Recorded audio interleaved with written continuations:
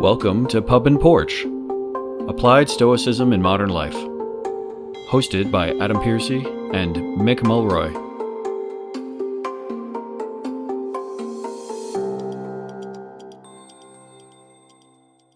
Okay, so welcome back to Pub and Porch, Applied Stoicism with Mick Mulroy and Adam Piercy. That's me and Mick. Thank you for being here again, Mick. This week, we were going to jump right into a topic that happens a lot with Mick and I because, and I'll say, I'm not like famous or anything. I'm not famous, but I do tend to get recognized a little bit when I go to Stoic events or when I, attend something like Stoicon. And Stoicon 2025 is going to be held on October 18th this year. And I think, Mick, you've been asked to speak.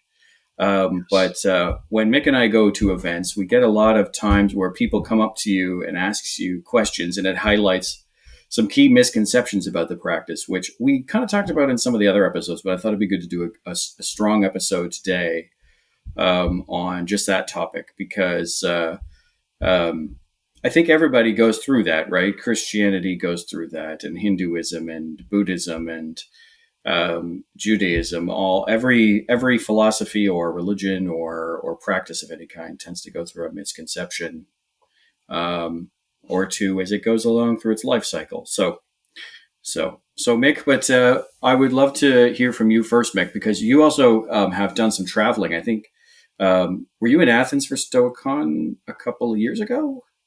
I was for Stoicon, and I also was there for a Aurelius Foundation event.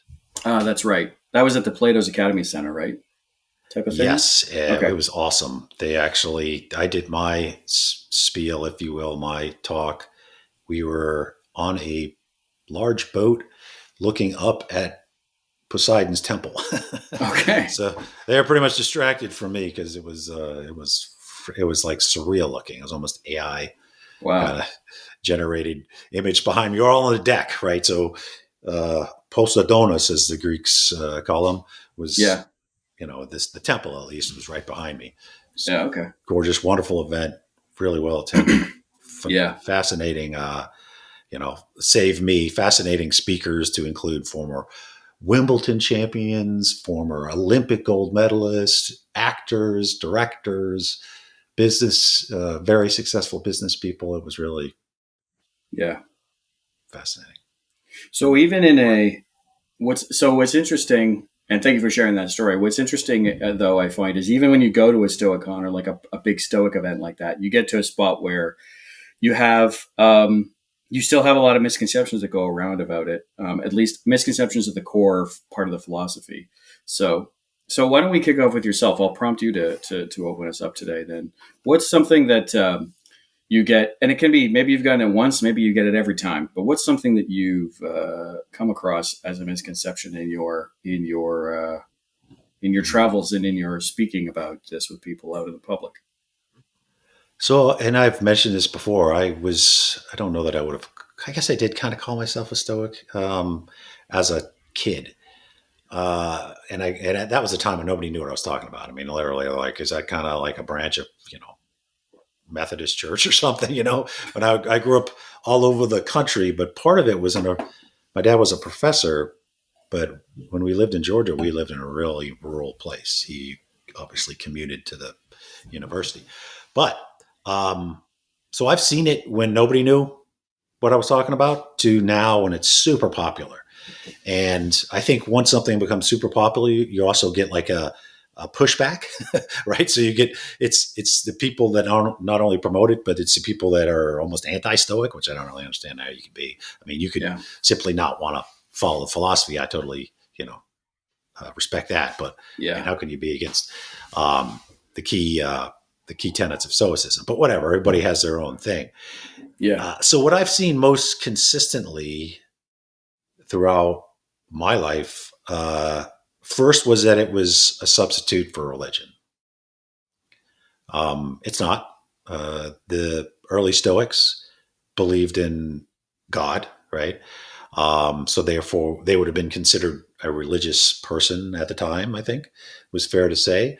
I think that it's not so much part of the philosophy, because you could be a devout religious person, a devout Christian, for example, or you could be an atheist, right? And still Yeah. be a Stoic, if you will. It doesn't require a belief in anything. It doesn't exclude a belief in anything. And I had a friend who's done a lot of research on the early Christian church, and because he knows my interest in Stoicism, he always highlights how much Stoicism had an influence on early Christianity, for example, because it was basically most of the early Christians would have also considered themselves Stoics, right? Yeah. Especially when Rome adapted it as its state religion, if you will. So I think I've seen that, and I've had some people that are very religious be hesitant to really get into Stoicism because of that belief that it's like they're picking either or. And then when they realize that's not the case, that it fits comfortably together, again, whether you're religious or non-religious, um, I think that is it really opens the door for people to go down and look at the philosophy itself. It's not only what it stands for, its origins and its interwovenness, if that's a word, in Yeah. history, right? Like Yeah. you see so many things that actually come from this philosophy that when people get into it, uh, it's like, oh, wait a minute, this is not some new age, self-help stuff. Yeah. This is interwoven, especially in Western civilization, from the time democracy's birth, an integral part of democracy's birth, through the Yeah. development of all of Western civilization on most parts of society. It's not, I'm not overinflating it, but when I think people really start looking at the history, they're really fascinated about that. So that's one that you certainly can be religious or not religious and be very much a follower of the Stoic philosophy. The other one, which is kind of interesting because I'm usually asked to speak about Stoicism in the military because of my background. Yeah. So oftentimes I lead with Stoicism has been an integral part of the military. It still is. It's booming in interest in the military. When my son was at Ranger School, which is a very difficult military school, one place where all they have is a library if you're waiting to get picked up on the next phase. He said there was every one of Ryan Holiday's books was there. Every one of the old, classic pillars of Stoicism, discourses, all meditations, of course, was all there and read. And, so it's definitely a part of the military, but I bring it up because you don't have to be in the military to be interested in Stoicism. You could be not interested in the military at all. It wasn't founded by a military person. So I would highlight that. And then lastly, because I recently linked up a friend of mine with a very well-known Stoic who's writes for the Wall Street Journal, of Arab descent. And I think there's also a misperception that it's really for white dudes, right? Right. Because you look at all the most of the people that were involved today and in the past, it is. But I do think that doesn't have to be the case. I don't think we should apologize because of white dudes, but I do think we should promote the philosophy as all inclusive, which is the way it started, right? If you look at Zeno's Republic, probably the most egalitarian and inclusive philosophy that potentially ever existed. I think we should actively promote the philosophy to groups that aren't traditionally a part of it, right? For the good of the philosophy and the people that could be involved. But I do think there's a perception, and maybe it's based on some facts, that it's a substitute for religion, all about military dudes and all about white dudes. And I don't think I think those are the three that I've heard the most and would like to kind of correct. Yeah, I mean, I definitely hear at least some of those myself. So, but I mean, to talk about those a little bit. So your first one is that it's more like a religion. So do you find that people think that it's, when they say religion, do you feel like they think that it's very dogmatic in the sense of like you can't discuss things, or is it more just that like it's a belief system that replaces, you know, a belief in a higher power or anything like that? What do you mean by people think that it's a religion? I think because of it's so ancient in origins, because there's so many very important um, written pieces that it's quoted like the Bible. You know, whether it's Oh, right. Epictetus's publications or works or Marcus Aurelius, we tend to use quotes. Yeah. Right. And I'm sure we will today. Right. We Yeah. tend to revere, ancient figures. Yeah. That it looks similar, right? Mm-hmm. But it's not. Yeah. It's similar in the sense that it was actually pre Christianity, for example, and pre Islam. Yeah. But if the more people get into it, I think they realize, I could be Muslim and follow Stoicism. I could be Buddhist. There's a lot of similarities, I think, in Buddhism and Stoicism, which is had a friend who did a whole documentary on that. The similarities between Socrates, the godfather of Stoicism, if you will, and the Buddhism, and then Confucian philosophies, right, that happened around the same time, but not seemingly connected. But that we should do a whole podcast on. I'll see if she'd be willing to do it, but with us. But that I think is a misperception. You certainly can be, and once people delve into it, they realize, I can be a Catholic. Catholics, by the way, and I might have mentioned my father was a Jesuit priest, so I have a lot of Catholic friends, right? They seem to really, really not only are fascinated by it, but they really are educated by it. Like most Catholics I know that were raised in Catholic schools, man, they can hold their own almost automatically with any Stoic on Stoicism. Yeah. So God bless them for literally for making sure the classics stay in education of children. For sure. So then, if we talk about the military topic you were speaking to, do you find, and this was an interesting one because of one of the big pieces of writing from our practice is from Marcus Aurelius, right? Do you find that people misconceive Stoicism to be militaristic or like war, like maybe even jingoistic, or do you think it's more that like well, how does that come out to you? I guess is really a question I should ask instead of trying to direct it. So, do people think it's militaristic or that it's like pro-war?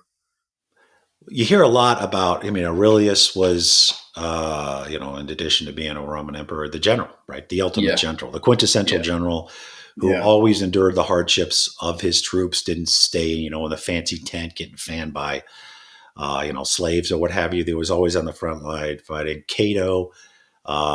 Which is the quintessential Stoic soldier, kind of the model, I think, for the character in The Gladiator.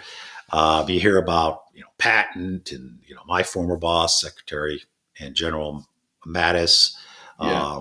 It is definitely part of the military. I can say that unequivocally. It's not a misperception that the military, which is an honor-based society. It's probably the most, next to maybe a monastery, the military is the most honor-based society. Your value and worth is about your courage, your ethics, your morality. It's not about things. It's not about having. In fact, it's you join the fraternity of the military, and you don't do it to become rich, right? I mean, that's just not. You'd be kind of dumb if you're doing that because you're not going to be rich, but. So I think it's there, but it's not exclusive, right? So if anything, the honor-based society should be society. It shouldn't be just one section of it. Like business, for example, you see a lot more when you go to these Stoic events. You see a lot of businessmen and women there who kind of did really well in whatever sector of business that they were in, and they want something more. right? They Yeah. want something more, and they want it to mean something, and they want. So I think it is true that the military is very pro. And almost every one of the resilient sections of, at least in the U.S. military, Army, Navy, Air Force, Marine, and now I assume Yeah. the Space Force, uh, uses Stoicism as the actual foundation for its resilience programs. Yes. Yes. And it's not cloaked. It's there. I Yeah. mean, they literally. That's why, and I've spoken at the Naval Academy, and obviously I'm in the military, but it is definitely part of it. But I think it's important to point out, because some people are like, well, I'm not in the military. I wasn't a, commando, so why would I be interested in this philosophy? It's just as applicable to any other section of society that it is Yeah. the military. Yeah. And I think that's really important, right? Like, it's so universal that it's so universal that it can be applied anywhere. But I've always found, and especially discussing some of the events that you took part in your career, that the military, what it does is it kind of boils down all of that junk, right? That you get, like social media and, what I'm going to wear today and all that stuff. And it boils it down to sort of like a very base level of instinct, right? Of survival, for example. And when you boil all that extraneous stuff away, the military needs sort of like a core set of tenets that you go by to kind of live your day to day, right? And Stoicism just seems to apply to that. At least that's how I interpret it. I mean, tell me if you disagree with me, but I think it's so acute in the military because, like, I've been the one in the podcast to use the examples of Stoicism when you get like a crappy email from somebody, but it's not life or death, right? And you're not in bombs aren't going off, and there's no snipers on the roof, and there's no tanks rolling down, and you're trying to do that. So I think it's acutely present in the military at other times, but it's super universally applicable, I think. And that's at least the way that I take it. But the other thing I want to say was like, from a clear historical example, right? Marcus is interesting. Like, he's defending the empire. He does wage war on people. He initiates combat with the armies that are raiding the outskirts of the Roman Empire, right? Most specifically in what is today modern day. I touched my microphone there. In what is in modern day Austria. I was in Carnuntum with Donald Robertson, which was literally it's built on the edge of the Danube, where it was the northeastern border at the time. And Marcus definitely initiated combat in those circumstances, but he was doing it because they were being warring and they were doing bad things. But the thing I want people to take away from that and from history is that Marcus writes to himself and then carries out this idea of, okay, I've beaten them now, so now we're going to make them an ally. We're going to make them a province. We're going to, like, Marcus would go with peace if he could, right? That's the interesting point about all of this. He's not out there saying, and as well, nobody, I think, wages war in the idea of Stoicism. That's not a thing that happens. But in history, you have this prominent Stoic who has the ability to do whatever he wants, but he chooses, using his philosophy, to initiate peace talks, to create, basically, I guess, vassal states, essentially, right, on the edge of the empire, so that he wants alliances. He doesn't want wars. And it's like, okay, well, when you look at it that way, like, he's not Napoleon charging Russia, right? He's defending the empire and then saying, okay, we've settled this dispute now. We're signing a treaty. I'll pay you money. You pay me trade. We're all good. And I think it's important that people don't forget that historical context, because Marcus could always do what they did, what Roman emperors, they weren't emperors at the time, but Roman leaders did, like when they razed Carthage to the ground and salted the earth. Marcus didn't do that. He could have. He had all the power in the world that he didn't. And I think that's a really important takeaway there. So the last one you talked about, though, as well, was that you didn't want it to be considered as just old white men. And I usually bring up a book that was written by Donna Zuckerberg called Not Just Old White Men, or something like that, which is essentially about how, there's a lot of misogyny in the classical world. But you and I did a podcast series recently on the teaching of Busonius Rufus, and he kind of touches on this. And I think you were saying that, like, from the get-go, there are statements made. I mean, it's 2,000 years ago or more. Yes, sometimes they say, as a man, you should do this. But in the same context, core teachers and prominent people in the philosophy said very clearly that women should be taught philosophy. They should be part of this. I mean, Socrates' wife was a prominent philosophy student herself, right? Mm-hmm. So, but what's your take on that in general as well? Like from in terms of the evidence from the philosophy itself that disagrees with the idea that it's misogynistic. Yeah, and you have to take the writings at the time they were done, right?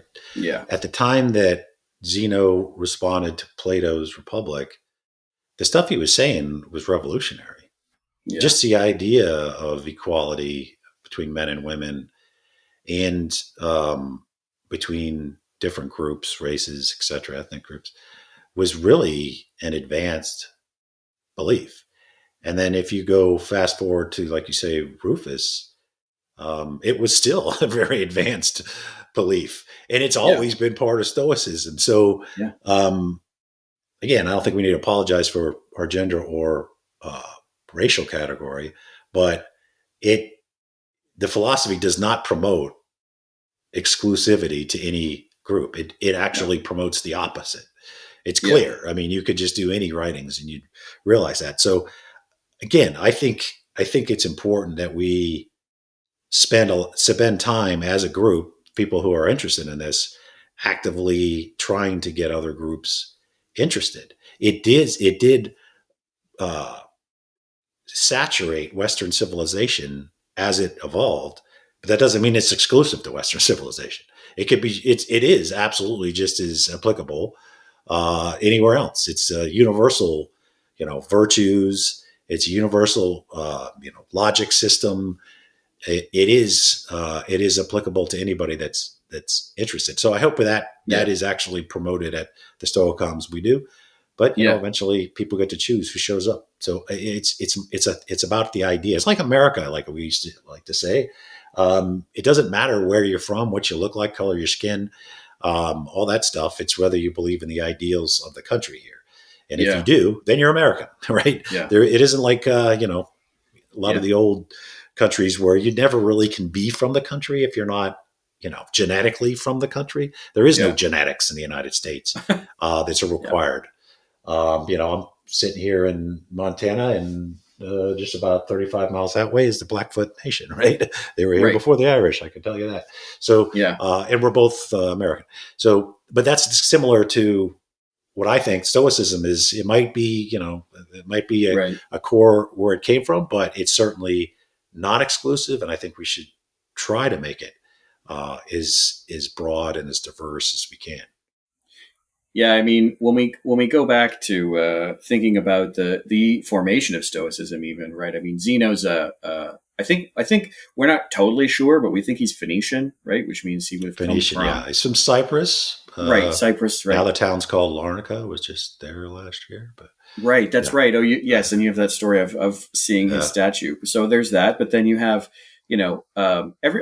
what's really interesting to me in many ways is how many of the Stoic writers are actually expats, essentially, right? Like Epictetus's primed teachings are happening, and he's a Greek who was enslaved and taken to Rome, and so he's teaching in Italy. Like, so in many cases, like, these are immigrants to the nations in which their philosophy becomes quite prominent, right? So, but at the same time, going to the core tenets of Stoicism, right? The one about the one tenet, which is justice, right? hmm Which is usually the third one you say: wisdom, courage, justice, temperance. Justice itself is benevolence and magnanimity for all. It's not. It's yeah. not for white Good people, point. right? Or just your Right. family. It is for all, and good treatment of all. And I think we lose some of ourselves, I think, when we forget those things because they're all human beings.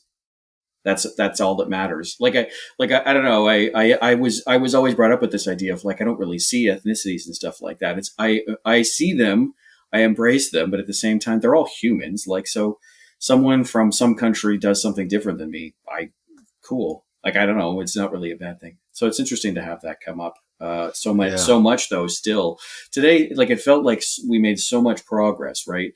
Civil rights movements, women's suffrage, all this stuff in the last 150 years, right?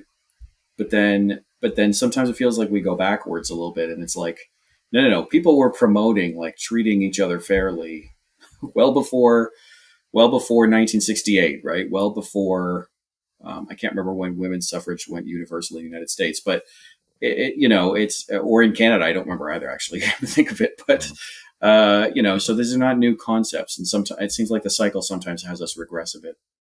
That's why I think So, Stoicism is such a strong counterpoint to what many people see as a surge toward autocratic rule, yeah, totalitarianism, and the rollback of civil liberties. yeah. But I would also say one thing that that I was thinking about it as we're talking. This idea that Stoics are fascinated with death, almost like Oh, embrace it. yeah, yeah. Kind of like I don't think that's it at all. I think death for Stoics are two things. Two things that I can think of right off the top of my head. One, that it's going to happen, buddy. Oh, yeah. Nobody's figured out nobody's figured out the trick to not meeting it. So as Yeah. Aurelius says, all you can do is smile back. I don't think that means they embrace it like they want to die. I think it's just they accept that it's going to happen. So just it's not if, it's when. So Right. you want to do everything you can, live every day like it's your last, like you're going to die. Doesn't mean that they want to die. It means that you should treat it. You should treat every day like you want to make a difference. Yeah. And that and then the second thing is that there's things that are even more important than your life. And that is really necessary many times to defend yourself, to defend your ideals. And I had this, I think most people can relate to at least the clip in the movie I'm going to reference. But we had early on, it was before the actual invasion of Iraq. There was a major battle, or to Saddam's Iraq, a major battle up in the northeast corner of the country between the Kurdish Peshmerga, which means don't fear death. It literally is what the name means. And this huge, big, broad, if you can imagine, just huge mountains in front of us, major valley, and then it was all terrorists, right? It was thousands of terrorists that occupied this one section. They went there in mass once the U.S. invaded Afghanistan. Anyway, just to set the scene here. And it was a bunch of special operations folks that were with them. Thousands of Kurds, and we were planning how we were going to go about this attack, right? And we were outnumbered, and we didn't have all the military stuff we needed. So, from the U.S. side, it was like, wow, this is going to be a challenge. The Kurds were like, challenge or not, we're going. We're like, we just wait a little longer, we get more stuff, it's going to be better. And they were truly the don't fear death guys, and we would play stuff on the projector on the wall where we were doing all the planning. And then in the interim, we just leave it on movies. And then we'd turn it back on and we'd put, the sound would be off. And then we'd show like, this is how we're going to do, and big arrows and, all the tactical stuff, Then Colonel Tovo ends up being General Tovo, was kind of our counterpart on the Army Special Forces side. And so anyway, we're taking a break, and then Braveheart's playing. Okay.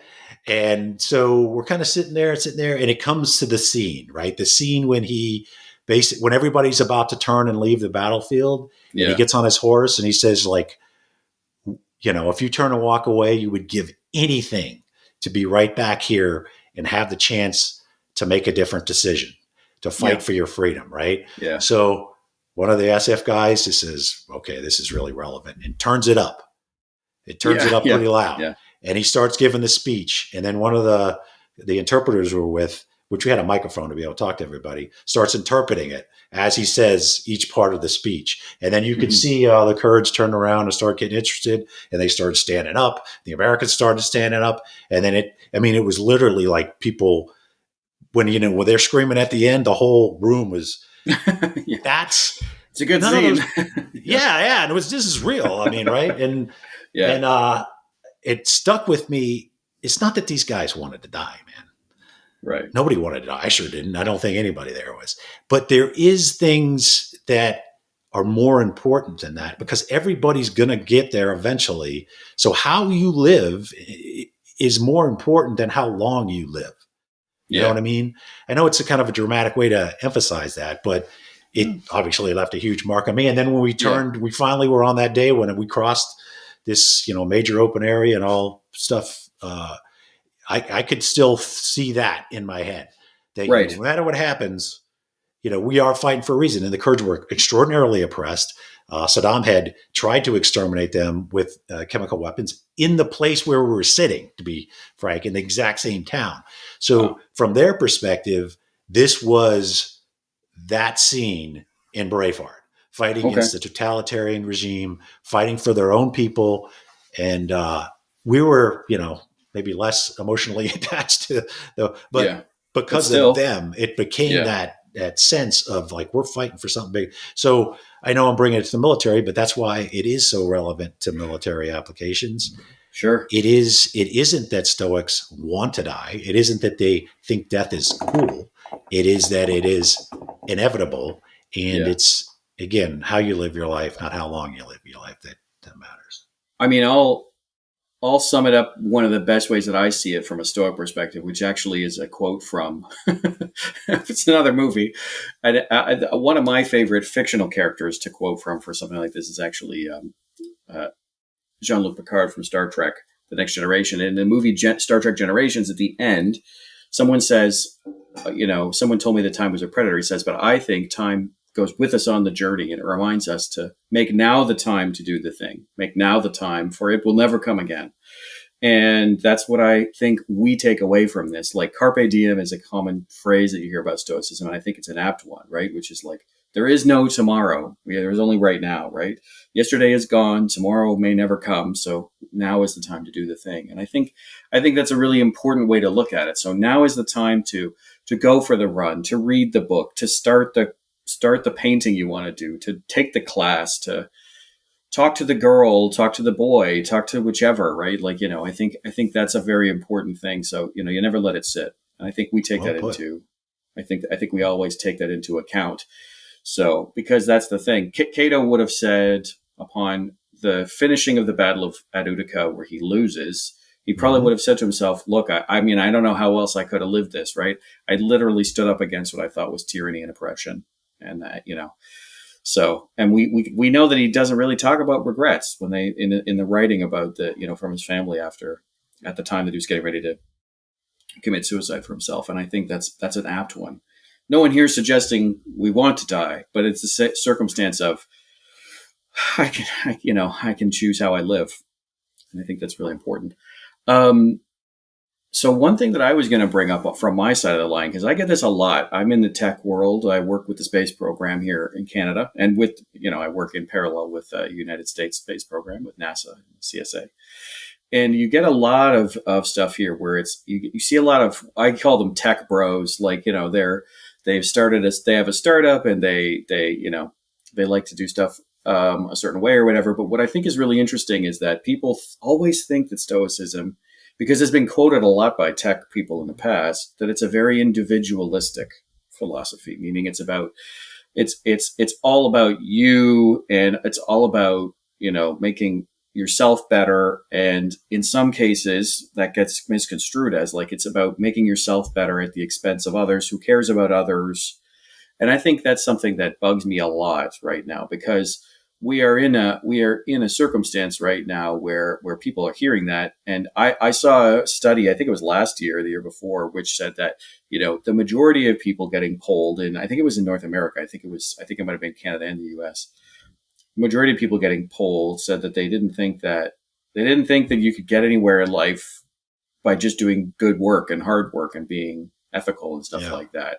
And that one really bugs me because I'm seeing, like, in some of these circumstances, I can't really, I'm not going to really talk about them, but you have circumstances where people are, we know they're paying workers a tiny wage and they have super yachts, or they've started a space company, or they've done whichever. And you kind of sit there and you go, like, is that really right? Now, don't get me wrong. I think you and I would both agree to one big thing, which is that Stoicism is a philosophy about personal betterment, about taking accountability for your own actions. Mm-hmm. We talked about character on the episode that came out just most recently at the time of us recording this. But ultimately, it isn't a me first philosophy, I think, is what I would say right off the bat.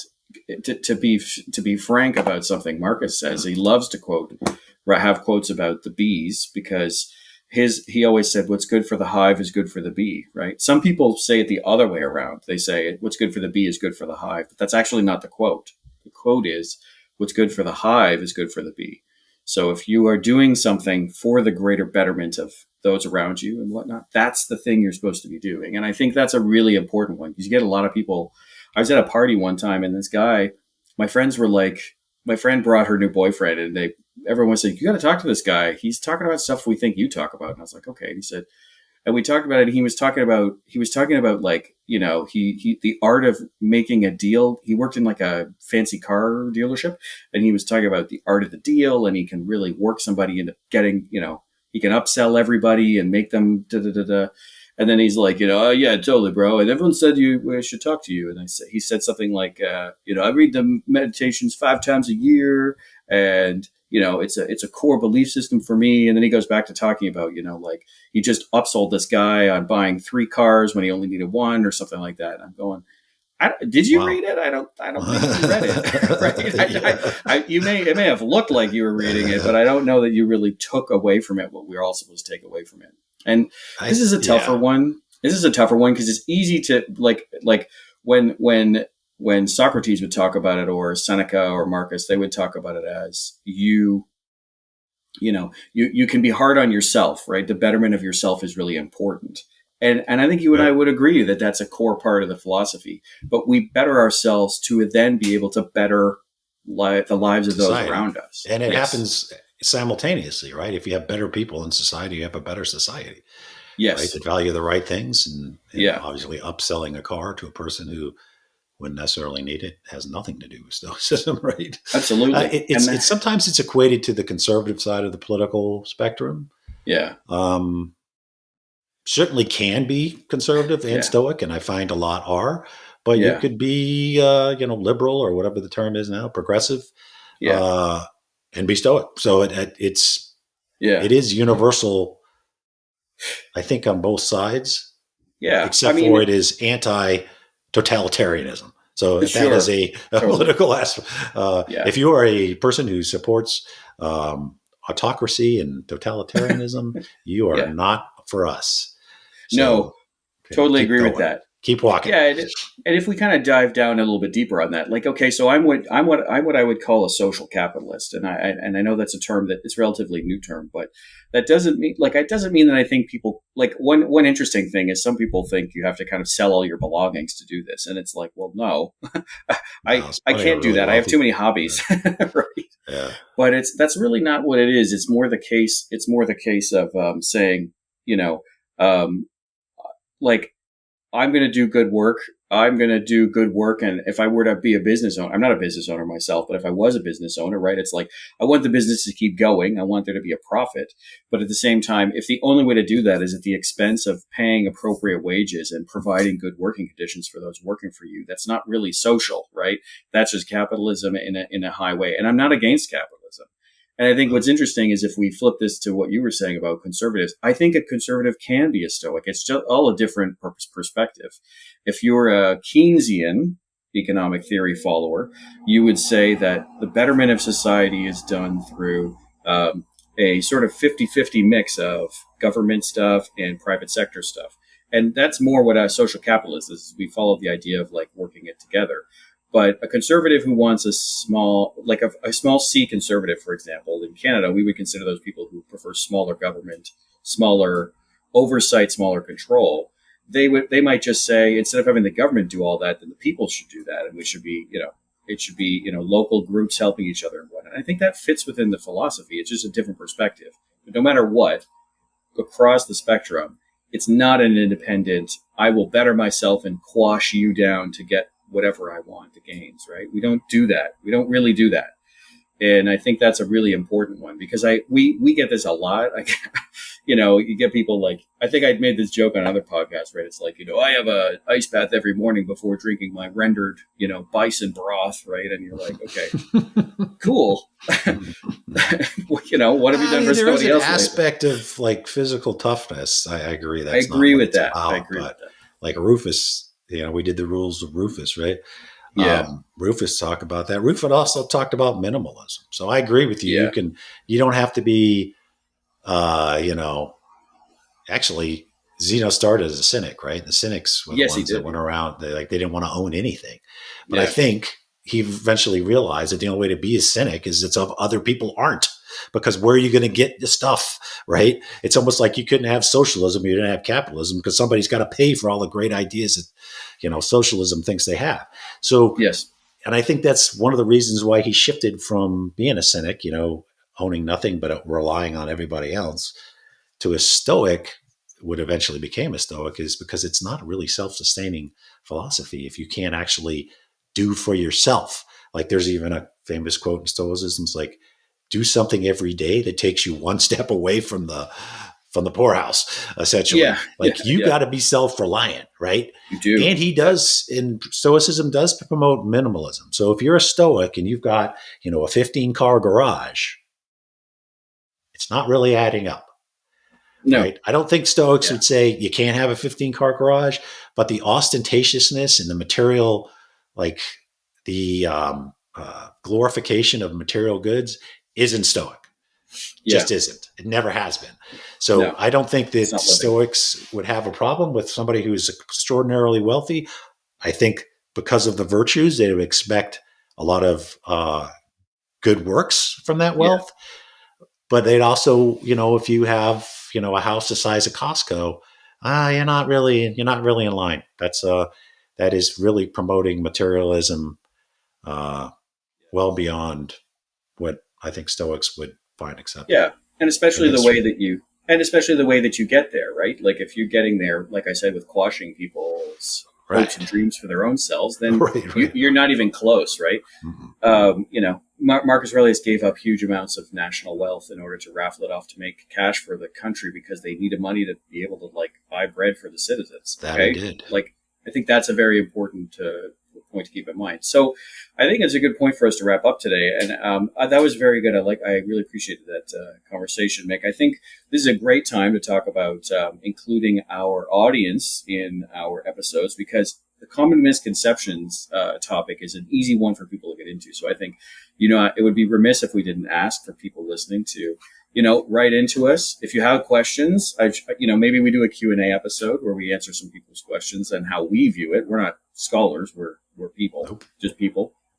But at the same time, it'd be interesting to know if people also have had these experiences with misconceptions, because it's not an easy thing to quell. Sometimes, you get for so many people think certain religions are asking for, death to people, and you go, wait, no, that's not actually what it says. But, I think everybody has to fight that battle when it comes to a practice or a philosophy or a religion. So, but any closing words for us today, Mick? I think this was really good. I would like to see people, if they have the time, to write in what they want us to talk about, because this is a collective kind of experience here. And if they have an essay that they'd like to write about any of the topics of Stoicism, that could actually lead one of our episodes. Because, and I've mentioned this in the past, I use essays essentially as a way of journaling. Yeah, you've said that before. So, okay. Well, thanks, Mick. Great talk today. And for everybody listening, we will catch you on the next one. Cheers. Sláinte. Thank you for listening to the Pup and Porch podcast. If you'd like to find out more about the podcast or its host, head over to pupandporch.com, and you can listen to all our episodes on Spotify, Apple, or whichever platform you prefer. And if you'd like to help out with the podcast, you can find us on Patreon. Drop us an email if you have a comment on any past episode, you have a suggestion for future episodes, or you have an essay on an important topic for Stoicism. Send it to us, and then we can be reached at info@pupandporch.com. Today's music was provided by bensound.com. Until next time, Pub and Porch out.